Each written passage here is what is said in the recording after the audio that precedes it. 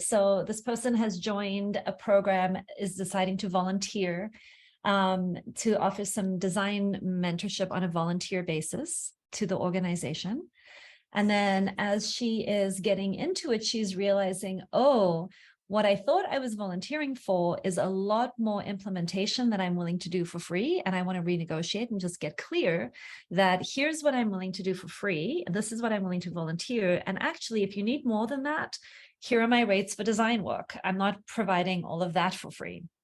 So she sent an email, and just in case they wanted to hire her, and also establish some boundaries around this is what she's doing for free. Okay, the response was essentially a thank you.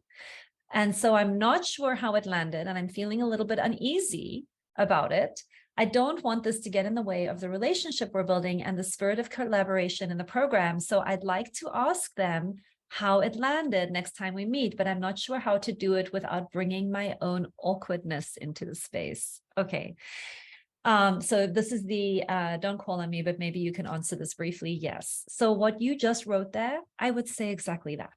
I think it's beautiful. I think I would probably just say, I want to follow up on the email that I wrote, and I want to just make sure that the essence of what I'm trying to communicate actually came through. And then I would begin with like, exactly what you're saying.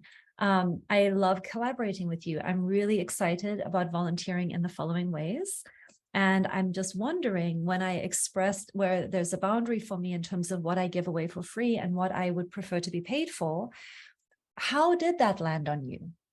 What did come up? Is there anything here that we should talk about or that you'd like to ask me? I just want to check in and make sure we're on the same page and that no damage was done, and then find out what they say. So that's how I would do it. I think you're already like 95% of the way there. And the only other thing I would tell you is, how do I do so without bringing my own awkwardness to the space? I would set a different intention, honey. I would say, how can I use my awkwardness and vulnerability to help with the connection? Like, you could even say, I feel really awkward bringing this up and a little vulnerable because I really care about the impact and I don't want to make things worse. And here's what's in my heart. That would be perfectly connectable.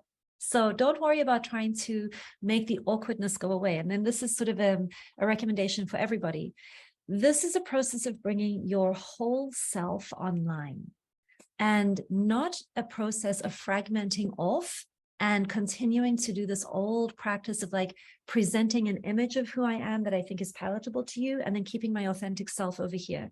If I'm feeling vulnerable and awkward, if you're willing, you don't always have to do this, calibrate at your own level of practice and where you want to do it. But there is a lot of juiciness in just bringing, I feel awkward, I feel vulnerable, I have some tension about bringing this up and I might not do it well.